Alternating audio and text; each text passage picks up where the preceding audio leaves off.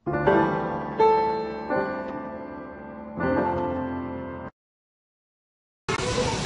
kembali bersama kami di 811, masih bersama Ketua RT 08 di kawasan Kampung Pulo, Jatinegara ini, Bapak Sumbadi. Pak Sumbadi, tadi sebelum break saya mau nanyakan, kalau di RT 8, warga Bapak ini ada berapa kakak?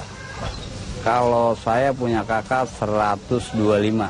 Kalau keluarga 125. Nah, dari 125 kakak itu surat-surat bukti kepemilikan lahan mereka atau rumah mereka ada tidak? Atau dalam bentuk apa, Pak? Kalau bicara masalah kepemilikan itu punya mereka kepemilikan. Dalam bentuk apa, Pak? Tapi kalau menurut dasar daripada sejarah bahwa pulau ini kan memang sudah lama dan kepemilikan di sini tuh umumnya kebanyakan surat pernyataan jual beli di atas tanah negara, yang mana itu brosur tersebut didapat kita dari kelurahan. Artinya kita selaku pengurus RT dan RW itu kan menuruti apa yang jadi prosedur. Artinya seperti tapi sertifikat kepemilikan itu, sertifikat asli belum ada, Pak? Ya, kalaupun bicara masalah sertifikat, ada yang punya perponding, ada yang punya sertifikat, ada yang punya girik, bahkan mungkin. Jadi tidak heran dong, Pak, kalau misalnya Pemprov DKI Jakarta itu bersikeras nggak mau kasih ganti rugi misalnya kepada warga yang nggak punya sertifikat misalnya. Jadi kan tuntutan warga sebagian ada yang minta ganti rugi juga, ganti untung misalnya. Kalau bicara masalah sertifikat ataupun nggak bersurat, itu kan artinya hanya semacam pernyataan yang sifatnya tertulis. Di sini kan bukannya berarti soal pernyataan tertulis tersebut yang kita masalahkan, tapi bicara masalah kemanusiaan. Kita di sini mau bicara surat atau bicara kemanusiaan? Oke. Kan nah, begitu. Tadi Bapak bilang ini kan mendukung program pemerintah juga untuk menormalisasi kali agar Jakarta nggak banjir lagi tadi kan. Nah, nggak ya, ketemu. Kalau kita sih nggak bilang bicara banjir ya. Kalau yang namanya banjir itu kan boleh dibilang musibah alam, yang mana itu Allah punya ketentuan, kita sendiri kan nggak tahu. Oke. Tapi di mana nggak ketemunya, Pak, antara keinginan Pemprov sama keinginan warga ini, apanya yang sulit untuk kompromiin? Nah, kalau bicara masalah sulitnya pemerintah dengan warga, khususnya masyarakat, ya itu tadi kurang dialog dan kurang sosialisasi. Oke. Gitu. Kalau seandainya, ya artinya gini, kayak kemarin kita ketemu Pak Ahok, itu kan artinya Pak Ahok bilang, Pak Gubernur bilang antara bapak dengan anak. Ya minimal bagi seorang bapak itu tahulah. Ini anak maunya bagaimana sih? Baik, nah, kita punya pernyataan juga nih Pak Sumbadi dari Gubernur DKI Jakarta Basuki Cahayapurnama terkait dengan relokasi warga di Kampung Pulo, Jakarta Timur. Kita lihat cuplikan wawancara dengan Pak Ahok. Jadi banyak sekali orang yang tinggal di rumah susun itu sebetulnya itu nyewa. Yang marah-marah sama kita itu yang punya 10 atau 20 rumah susun. Petak. Jadi pinggir-pinggir sungai itu dia punya 10, 20 dia nyewain. Waktu dihitung dapat 1, dia punya rumah, nggak mau tinggal situ, kita nggak mau kasih. Nah itu yang seolah-olah bilang nggak dapat, ya.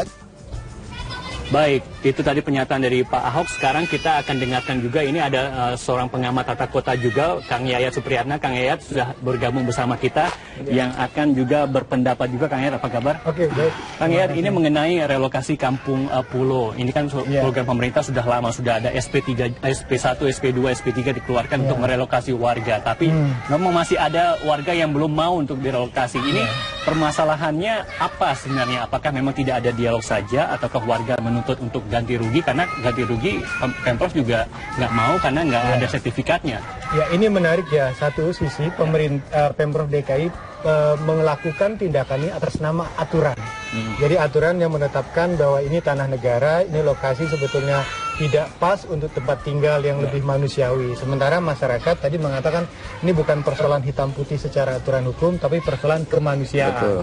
Jadi bagaimana mempertemukan dua aspirasi ini? Karena di tingkat masyarakat pun tadi saya dengar ada dua keinginan, minta ganti rugi rumahnya atau pada persoalan tanahnya. Persoalan tanah kita lepaskan dulu lah karena ini persoalan dengan administrasi pertanahan. Tapi yang paling menarik ini adalah bagaimana mempertemukan dua keinginan ini. Karena kalau pada satu sisi pemerintah terlalu dominan, pasti masyarakat merasa tertekan juga. Karena yang dihadapi oleh mereka adalah masa depan. Apalagi lokasi ini bisa kita katakan sangat strategis. dekat dengan jantung ekonomi Jakarta, sebagian juga bekerja di sini. Jadi kalau mereka tentu berbicara tentang bukan hari ini, tapi hari depannya. Bagaimana dengan di Jatinegara? Kalau seumpamanya di Jatinegara atau rumah susun yang akan dijanjikan tempat yang baru nanti, lokasinya sebaik apa yang lebih baik dari sekarang ini, tentu bagi mereka tidak ada persoalan. Tapi bagaimana dialog itu ketemukan. Misalnya contoh, kalau terjadi titik temu bahwa warga bersedia pindah, yang harus dimusyawarahkan misalnya bagaimana proses pemindahannya. Kalau kita lihat gaya model Pak Jokowi di Solo itu ada pelepas upacara bareng-bareng, ada kesepakatan. Jadi ada suatu upacara ritual kebudayaan bahwa masyarakat dengan pemerintah kota itu kompak. Tapi bagaimana supaya kompak, yang dibangun adalah kepercayaan. Sekarang kan ada persoalan rasa ketidakpercayaan, Pak, betul, ya? Betul. Antara masyarakat dengan niatnya pemerintah. Nah, kalau melihat dari sisi kemanusiaan yang tadi Kang Yayat bilang, apakah saat ini Pemprov DKI Jakarta belum memikirkan ke arah sana? Karena kalau kita mereka sudah menyediakan Rusunawa, sudah lokasinya juga strategis, bagus juga. Itu kan sudah dipikirkan juga, Kang Yayat. Nah, ini menarik karena pendekatan yang dilakukan itu uniformitas. Rusun itu kan tipikalnya sama. Harusnya kalau memang dilakukan pendataan, ternyata di rumah-rumah ini, satu rumah ada yang 10, ada yang 8, kemudian besarnya juga berbeda. Mereka hanya melihat bahwa apakah rumah susun yang baru ini sesuai nggak dengan kebutuhan mereka. Itu yang pertama, mungkin harus didialogkan. Kedua, pendekatan di sini, seburuk-buruknya rumah ini rumah saya. Betul. Tidak bayar kontrakan, ya kan? Betul. Tidak keluar biaya tambahan. Kalau nanti saya di rumah susun, itu bagaimana biayanya? Apakah free 6 bulan? Apakah ada bantuan? Nah, kedua, yang lebih menarik lagi, mereka rumah ini juga tempat usaha. Nah, jadi kita harus mempertimbangkan keberlanjutan usahanya. Jangan sampai mereka di sini kemiskinan tapi punya kehidupan di sana dalam kemegahan. Artinya gini loh, Pak, biarpun mewah kan itu takutnya hanya angan-angan. Kalau kata istilah kan lebih baik singkong beneran daripada makan roti ngimpi gitu. Iya, di luarnya kan bagus, belum tentu dalamnya. Betul. Sekarang pemerintah ngasih kita susu, belum tentu orang itu susunya atau doyan kopi kan begitu.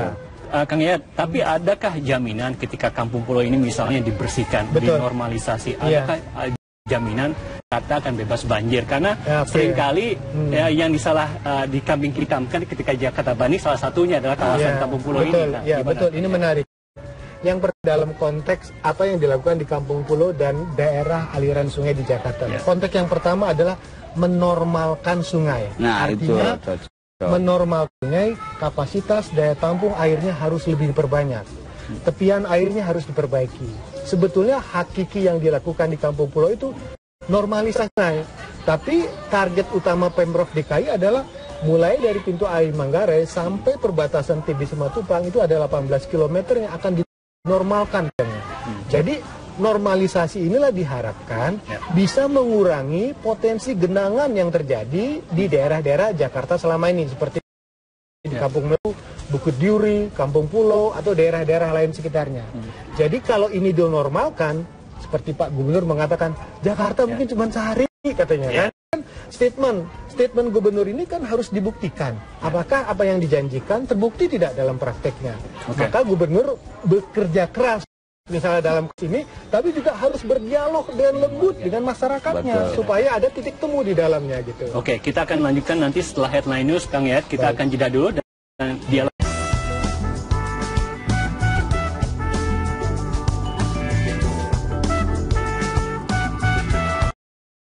Bapak dengan anak, ya minimal bagi seorang bapak itu tahulah ini anak maunya bagaimana sih. Baik, kita punya pernyataan juga nih Pak Sembari dari Gubernur DKI Jakarta Basuki Cahayapurnama terkait dengan relokasi warga di Kampung Pulau Jakarta Timur. Kita lihat cuplikan wawancara dengan Pak Ahok. Jadi banyak sekali orang yang tinggal di rumah susun itu sebetulnya itu nyewa. Yang marah-marah sama kita itu yang punya 10 atau 20 rumah susun. Petak. Jadi pinggir-pinggir sungai itu dia punya 10, 20 dia nyewain. Waktu dihitung dapat 1 dia punya rumah, nggak mau tinggal situ, kita nggak mau kasih. Nah itu yang seolah-olah bilang nggak dapat ya. Baik, Itu tadi pernyataan dari Pak Ahok. Sekarang kita akan dengarkan juga, ini ada seorang pengamat tata kota juga, Kang Yayat Supriyatna. Kang Yayat sudah bergabung bersama kita, yang akan juga berpendapat juga. Kang Yayat, apa kabar? Oke, baik. Kang Yayat, ini mengenai relokasi kampung pulo. Ini kan program pemerintah sudah lama, sudah ada SP1, SP2, SP3 dikeluarkan untuk merelokasi warga. Tapi memang masih ada warga yang belum mau untuk direlokasi. Ini permasalahannya apa sebenarnya? Apakah memang tidak ada dialog saja, ataukah warga menuntut untuk ganti rugi? Karena ganti rugi Pemprov juga nggak mau karena nggak ada sertifikatnya. Ya, ini menarik ya. Satu sisi Pemprov DKI melakukan tindakan ini atas nama aturan. Jadi aturan yang menetapkan bahwa ini tanah negara, ini lokasi sebetulnya tidak pas untuk tempat tinggal yang lebih manusiawi. Sementara masyarakat tadi mengatakan ini bukan